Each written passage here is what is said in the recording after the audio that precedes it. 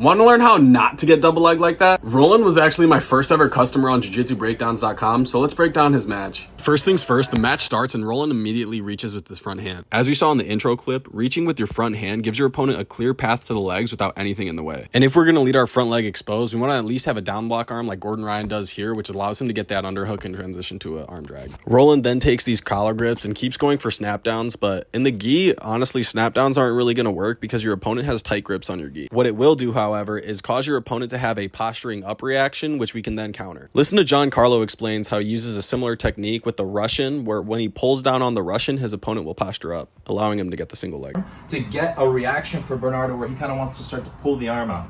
Okay, so as I start sagging the arm and pushing into him, he goes to pull the arm out, and I immediately level change, and I just snatch the leg over here, and I don't have to drop my knee, okay, because he's naturally posturing up, so I can just catch the leg over here. I want to make sure that I drive all his weight onto that leg so it makes this leg lighter.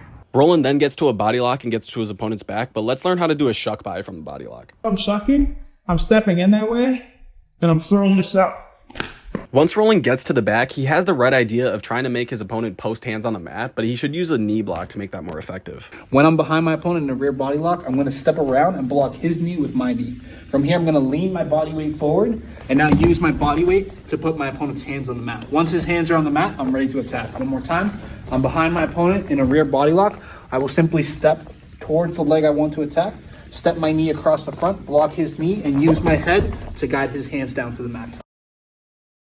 Roland then ends up taking his opponent's back, but one thing I noticed immediately is that he has an extremely loose chest to back connection. This is really bad because as the person who's getting choked, one of your main objectives is to get your shoulder blades to the mat, and the only way to do that is if your shoulders are able to rotate within your partner's seatbelt. He wants to turn the shoulder to the ground. I want you to turn that shoulder to the ground.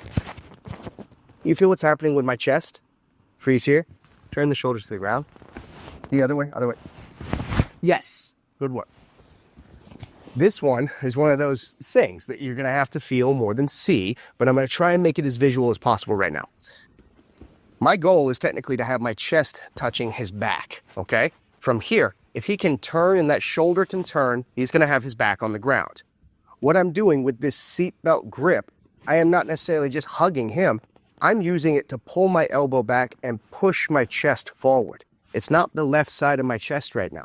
When he starts to turn this shoulder that way, I'm going to do the opposite of it by pushing my chest forward. Now, if he goes the other way, I'm doing the opposite. What I've noticed personally that helps a lot is to pretend like you're whispering in your opponent's ear and really get your chest up close to their back. In Roland's next match, we see that as he gets stuck in half guard here, he has a really hard time of flattening his opponent out, and that's because his crossface sucks. Here's how Gordon Ryan does a perfect crossface. The goal is always to turn your opponent's face the other way by putting your shoulder pressure into their jaw, grabbing their opposite armpit, pulling them into you with the crossface arm, and then sagging your hip into the crossface, all add pressure to it. Roland then does a really nice job of setting up this triangle and transitioning immediately into a Kimura. However, one of the things you can do when your opponent hides their arm from the Kimura by grabbing their own belt is doing the TP choke. I come up to high guard, he tucks this arm.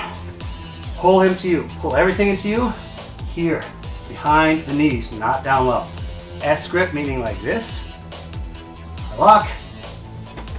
Or you could go Jiu-Jitsu 101 and transition into the omoplata. As I'm doing triangle, he angles himself. Yes. Here. Turn reverse. Omoplata. As I'm going omoplata, he angles himself. Now I'm aligned with his head, right? Pressure. Triangle. Now he starts changing angles again. Omoplata. Do you guys see how easy it is for us to switch between them? Overall, Roland did a really nice job, and he should be proud of those 2 subs he got. If you guys want a breakdown of yours just like this, order one at my website in my bio.